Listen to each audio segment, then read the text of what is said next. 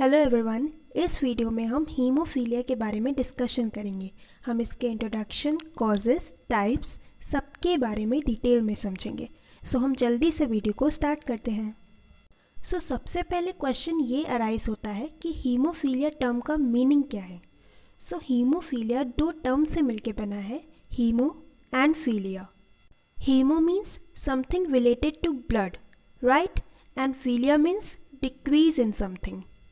आप लोग बोलोगे फिर इसको अनीमिया ही क्यों नहीं बोल दिया।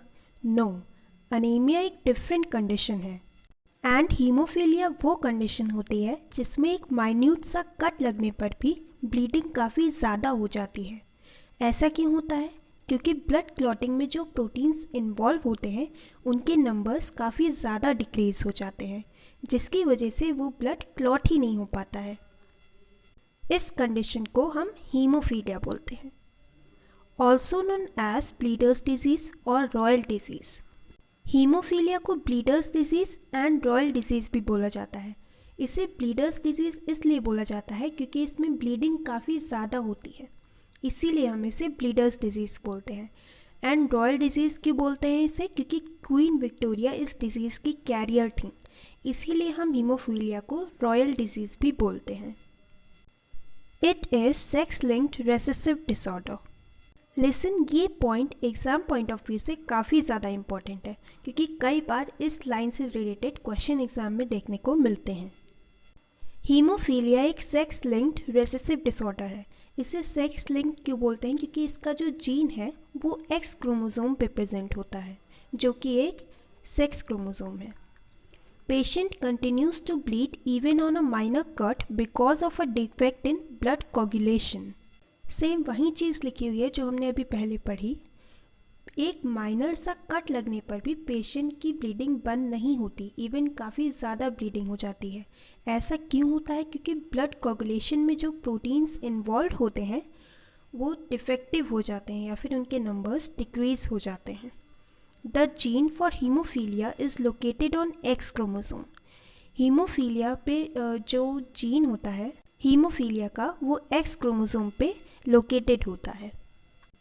मोर males suffer from hemophilia than females because in males single gene for this defect is able to express.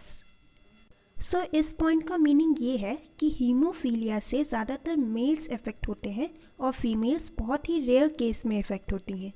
ऐसा क्यों होता है?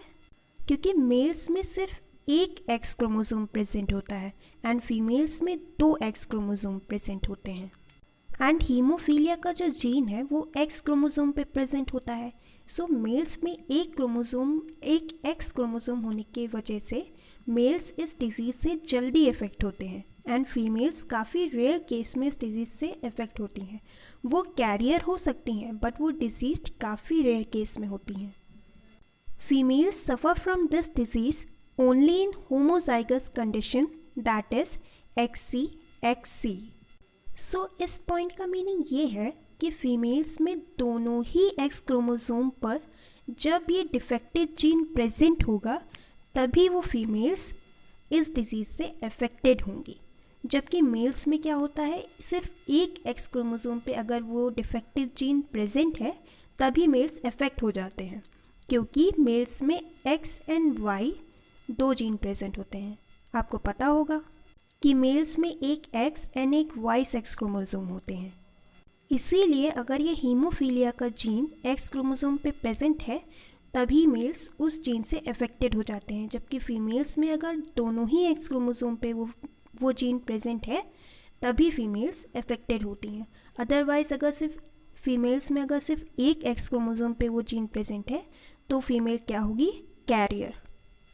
The defective allele produce non-functional cascade of proteins involved in blood clotting. इस condition में जो defective अलील होता है वो एक नॉन फंक्शनल प्रोटीन्स प्रोड्यूस करता है। क्यों? ताकि ब्लड क्लॉट ना हो पाए। Next point, Queen Victoria was a carrier of this disease and produced haemophilic offsprings. हमने स्टार्टिंग में पढ़ा था कि हीमोफीलिया को रॉयल डिजीज़ बोलते हैं क्योंकि क्वीन विक्टोरिया इस डिजीज़ की कैरियर थी एंड उन्होंने हीमोफिलिक ऑफस्प्रिंग्स प्रोड्यूस करी थी। सो अब हम टाइप्स ऑफ हीमोफीलिया पढ़ते हैं। हमने अभी तक इंट्रोडक्शन एंड कॉजेज हम पढ़ चुके हैं। सो हीमोफीलिया मेनली दो टाइप की होती है, haemophilia A and haemophilia B. So haemophilia A क्या होता है? Type A, the most common type, is caused by a deficiency of factor 8, one of the proteins that helps blood to form clots. This type is also known as classic hemophilia. So इस point का meaning क्या है? Type ए यानी कि haemophilia A सबसे common type की haemophilia है। ये किससे कॉज होती है? Deficiency of factor 8। ये फैक्टर 8 क्या होता है? ये वो प्रोटीन्स होते हैं जो ब्लड क्लॉटिंग में हेल्प करते हैं। एंड हीमोफीलिया ए को हम क्लासिक हीमोफीलिया भी बोलते हैं, क्योंकि 80% जो पर्सन इस हीमोफीलिया से इफ़ेक्ट होते हैं वो हीमोफीलिया ए से ही इफ़ेक्ट होते हैं, इसीलिए हम हीमोफीलिया ए को क्लासिक हीमोफीलिया बोलते हैं। Now haemophilia B, type B haemophilia is caused by a deficiency of factor 9। This type is also called Christmas disease. जो हीमोफीलिया का टाइप बी है ये डिफिशियंसी ऑफ फैक्टर 9 की वजह से कॉज होता है। इस टाइप बी को हम क्रिसमस डिजीज़ भी बोलते हैं। ये क्रिसमस डे वाला क्रिसमस नहीं है। एक्चुअली हुआ क्या था कि 1952 में सबसे पहला हीमोफीलिया बी का केस मिला था। जो पर्सन इस डिजीज़ से अफेक्टेड थे उनका नाम था स्टीफेंस क्रिसमस, इसीलिए इस डिजीज़ का नाम पड़ा है Christmas disease. So I hope haemophilia से रिलेटेड आपके सारे डाउट्स क्लियर हो गए होंगे।